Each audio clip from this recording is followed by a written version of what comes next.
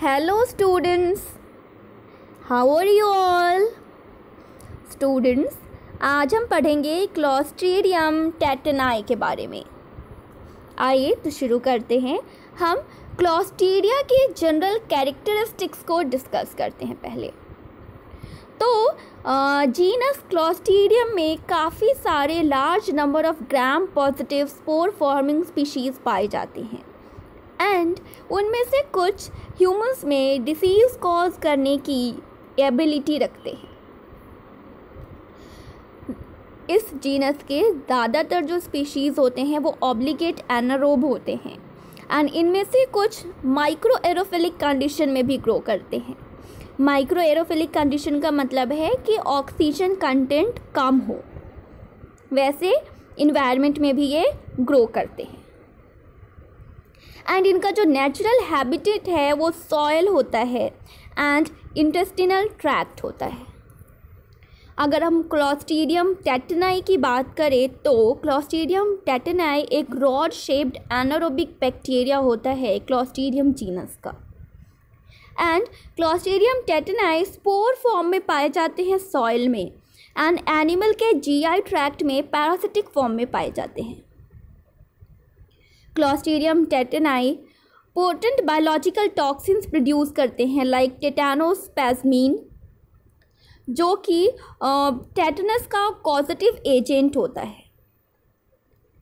And students, clostridium टेटनाई एक anaerobic pathogenic bacteria होता है जो कि प्राइमरली सॉइल में और एनिमल के इंटेस्टिनल ट्रैक्ट में पाए जाते हैं। इवन ये कॉटन में, डस्ट में, पीओपी यानी कि प्लास्टर ऑफ पेरिस में भी पाए जाते हैं। अगर हम इनकी मॉर्फोलॉजी की बात करें तो Clostridium tetani gram positive bacilli होते हैं एंड इनकी जो अपीयरेंस होती है वो ड्रमस्टिक अपीयरेंस होती है एंड ये ऑब्लिगेट एनारोब होते हैं। आप देख सकते हैं इनकी अपीयरेंस ड्रमस्टिक की तरह है। अगर हम इनकी कल्चर कैरेक्टरिस्टिक्स की बात करें तो ये ब्लड अगर के सरफेस पे भी ग्रो करते हैं विद एडवांसिंग एजेस।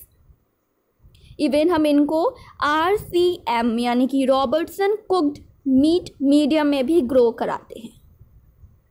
अगर हम क्लोस्ट्रीडियम टेटनाई के की कैरेक्टरिस्टिक्स की बात करें तो ये large spore forming motile bacteria होते हैं। ये large spore forming motile bacteria होते हैं जो कि ऑब्लिगेट एनारोबिक बैसिलस होते हैं एंड ये प्रोटीन्स को एंड अमाइनो एसिड्स को फर्मेंट करते हैं। इवन ये acetic acid, fatty acid, NH3, CO2, H2 produce करते हैं एंड इवन ये स्ट्रॉन्ग एक्सोटॉक्सिन भी प्रोड्यूस करते हैं लाइक टेटानोस्पैज्मीन, जो कि न्यूरोटॉक्सिन का एक पावरफुल न्यूरोटॉक्सिन होता है। एंड बायोकेमिकल रिएक्शन की बात करें तो ये इंडोल पॉजिटिव होते हैं and MR and VP test negative होते हैं। ये H2S प्रोड्यूस नहीं करते हैं, ना ही ये नाइट्राइट को रिड्यूस करते हैं। अगर हम रेसिस्टेंस की बात करें, क्लोस्ट्रीडियम टेटनाई के रेसिस्टेंस की बात करें तो ये बॉइलिंग पे भी सेवरल आवर्स के लिए सर्वाइव कर लेते हैं। बॉइलिंग पे भी 3 आवर्स के लिए सर्वाइव कर लेते हैं एंड इवन ऑटोक्लेविंग पे भी 121 डिग्री सेल्सियस पे ऑटोक्लेव करते हैं। तो ऑटोक्लेविंग पे भी 121 डिग्री सेल्सियस पे ये 10 मिनट के लिए सर्वाइव कर लेते हैं। लेकिन अगर हमने ऑटोक्लेविंग की 121 डिग्री सेल्सियस पर 20 मिनट्स के लिए तो ये सर्वाइव नहीं कर पाते हैं, ये किल हो जाते हैं। एंड इनकी जो स्पोर्स होती है वो रिलेटिवली रेसिस्टेंट होती है फिनॉल की और अदर केमिकल एजेंट्स की भी। अगर हम लैब डायग्नोसिस की बात करें तो क्लिनिकली डायग्नोसिस जो है वो बहुत इम्पॉर्टेंट हो जाता है इनकी मैनेजमेंट के लिए। तो हम माइक्रोस्कोपी, कल्चर, एनिमल इनोकुलेशन ये कर सकते हैं इनकी डायग्नोसिस के लिए। बट माइक्रोस्कोपी ज़्यादा रिलायबल मेथड नहीं, हम इस पर रिलाय नहीं कर सकते। कल्चर की बात करें बच्चों तो इनको हम ब्लड अगर पे कल्चर करते हैं एंड क्या होता है कि 1/2 ऑफ द प्लेट जो है वो स्प्रेड हो जाता है अदर हाफ में भी, अगर हम 1 से 2 दिन तक इनको एनारोबिकली इंक्यूबेट कर रहे हैं तो। एंड जो इंक्यूबेशन हम करते हैं वो 37 डिग्री सेल्सियस पे अप टू 4 डेज़ के लिए करते हैं। ये आप देख सकते हैं स्लाइड में, क्लॉस्ट्रीडियम टेटनाई को ग्राम स्टेन किया है हमने, और ग्राम स्टेनिंग के बाद इनकी आप अपीयरेंस देख सकते हैं। ये राउंड टर्मिनल स्पोर्स फॉर्म कर रहे हैं, फॉर्म है, जो कि आपको दिख रहा है कि ये राउंड टर्मिनल स्पोर्स की वजह से ये ड्रमस्टिक अपीयरेंस इनकी दिख रही है हमें, और टेनिस रैकेट की तरह इनकी अपीयरेंस हमें दिख रही है, जैसा कि आप इस स्लाइड में देख सकते हैं। इनकी ड्रमस्टिक अपीयरेंस और टेनिस रैकेट की तरह अपीयरेंस है। इनको हमने अब ब्लड अगर में ग्रो कराया है, और आप देख सकते हैं कि किस तरीके से स्पोर्स जो है वो और ग्रोथ इनकी आप ब्लड अगर के प्लेट में देख सकते हैं। अगर हम टेटनस यानी कि क्लॉस्ट्रीडियम टेटनाई को की बात करें तो इस टेटनस बैक्टीरिया को हम RCM मीडियम में भी ग्रो कराते हैं, यानी कि रॉबर्टसन कुक्ड मीडियम में भी हम इनको ग्रो कराते हैं। अब ट्रीटमेंट क्या है इसका, टेटनस का, क्योंकि क्लॉस्ट्रीडियम टेटनाई टेटनस कॉज करता है, तो इसका ट्रीटमेंट क्या है।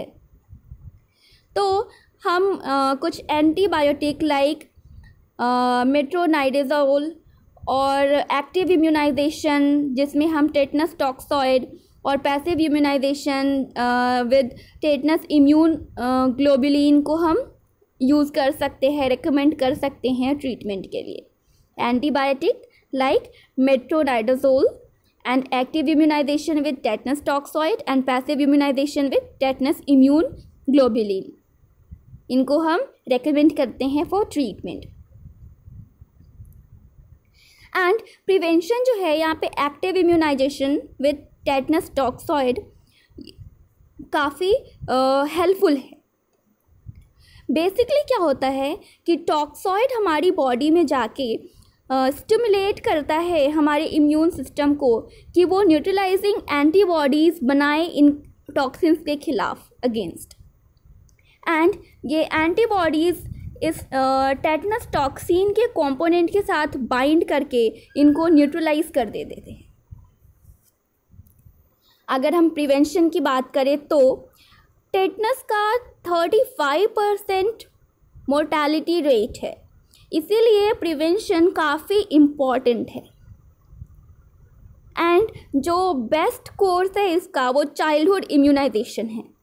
हम चाइल्डहुड इम्यूनाइजेशन को यूज़ कर सकते, चाइल्डहुड इम्यूनाइजेशन को हम ज़्यादा कंसिडरेशन में लेते हैं, जिसमें हमें कंसिस्टेंट बूस्टर डोज भी लेते रहना होता है।